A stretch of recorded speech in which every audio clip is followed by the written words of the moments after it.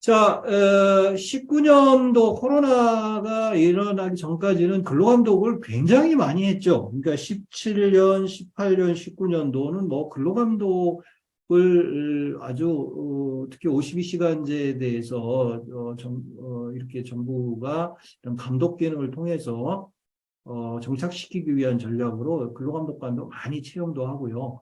그 다음에 그 근로감독도 굉장히 많이 해서, 한때는 국회에서, 노무 감사제를 도입하자. 네, 노무 감사제. 아니, 왜 기업이라는 것은 이 두 개로 이루어져 있잖아요. 물적 자산하고 인적 자산으로 구성되어 있는데, 아니, 외부 회계감사제도는 있으면서 이 사람의, 그 기업의 구성원인 사람에 대한 관리를 제대로 하고 있는 노무감사제는 왜 없냐. 그래서 뭐 국회의원이 저희 농사협회에다가 이 노무감사제에 대한 법안을 만들 테니까 그에 대한 의견을 달라고 해서 제가 거기 한번 참여한 적이 있는데 맞는 얘기입니다. 예, 우리가 보통 300인 이상 되는 사업장은 어쨌든 직원들에 대한 관리 또는 이런 그 직장 문화 또는 뭐 직장 내 괴롭힘 뭐 이런 것들이 발생하지 않도록 그런 시스템도 갖추고 그런 게 발생했을 때는 해소할 수 있는 방안도 만들고 이래야 되거든요. 그래서 이 감독이라고 하는 것이 만능이 아니라는 거죠.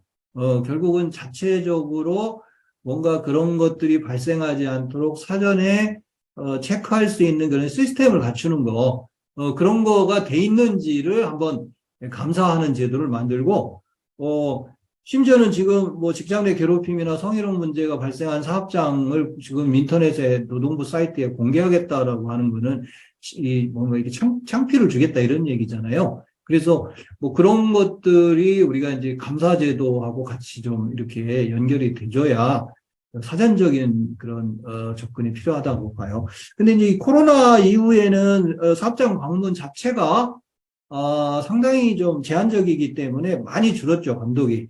그래서 주로 이제 직접 그 민원이 들어온 사업장들만 주로 점검을 하는 이제 그런 쪽으로 해서 사실은 이제 어떻게 보면은 그렇게 많은 인력을 채용해놓고 공무원도 많이 늘었는데 이렇게 아닌 거에 대한 질타도 좀 많았었어요. 그래서 아마 이제 올해는 이제 뭐 코로나도 어느 정도 이제 마스크도 벗고 이렇게 했기 때문에 상당히 23년은 이 근로감독의 아마 원년이 될 것이다. 저는 그렇게 생각이 듭니다.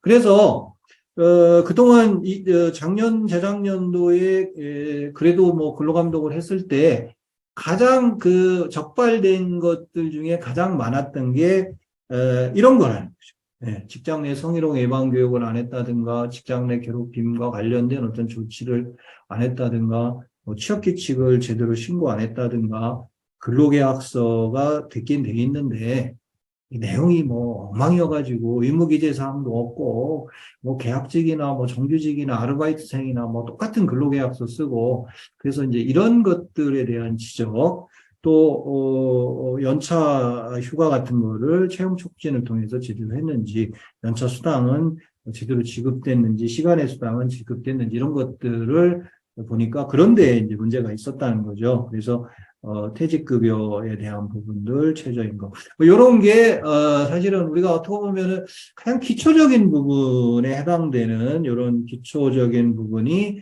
아직도, 잘 지켜지고 있지 않다. 그래서, 뭐 올해도 아마 이런 부분들은 뭐 핵심적으로 근로감독에서 이루어지지 않을까, 이렇게 보여지고요. 노동부에 접수되는 민원 건수는 정말 굉장합니다. 예, 그래서 근로감독관들이 뭐 10시 이전에 퇴근하지 못한다는 이런 우스갯소리도 있는데, 그만큼 노사 간의 근로조건과 관련된 갈등이 제일 많죠. 그 중에 첫 번째가 근로계약서를 교부하지 않는 경우가 제일 많아요. 예. 그러니까, 우리 상식이라고 보면 돼요. 어떤 분들이 그런 질문을 합니다. 아니, 노무사님, 근로계약서는 언제 줘야 됩니까? 상식적인 질문이 아니죠. 아니, 우리가 집을 사고 파는데, 매매 계약을 하는데, 계약서를 먼저 체결하지 않고 매매 계약을 합니까? 있을 수 없는 일이죠. 아니, 우리가 근로자를 고용하면서 노동을 제공받고 그 대가로 임금을 주는데, 계약은 우선돼야 되는 거죠, 사실은. 근데 우리는 뭐, 한 달, 두 달 후에 뭐, 근로계약을 체결하는, 이런 건 말이 안 되는 거예요. 그러니까 계약은 우선시 돼야 되고, 그 계약의 조건을 지키지 않은 부분에 대해서, 그러니까 아르바이트생들이 근로계약서 못 받았다, 뭐 이러면서 노동부에 진정하면 이미 퇴직한 사람하고 근로계약서를 어떻게 체결해요? 과태료 500만 원을 부과하는 거죠. 아주 기본적인 거, 근로계약서를 교부하고 나서, 그러면 우리가 지금 이 디지털 시대에 이런 거를 서면으로 교부해야 되냐는 거죠.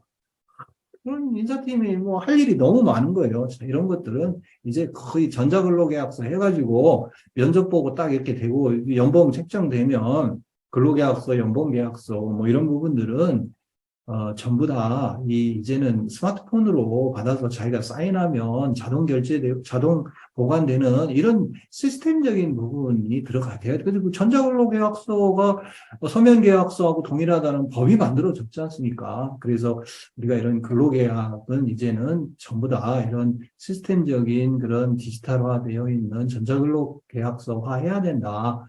그런 주장을 많이 하고요. 특히 근로계약서와 연봉계약서는 반드시 분리해야 된다. 연봉계약은 절대 근로계약이 아니다. 연봉계약은 임금계약이다. 아니, 이건 1년 단위로 하는 임금계약이에요. 그러니까 그걸 연봉계약 가지고 근로계약이라고 얘기하면 감독관들이 막 웃어요. 예.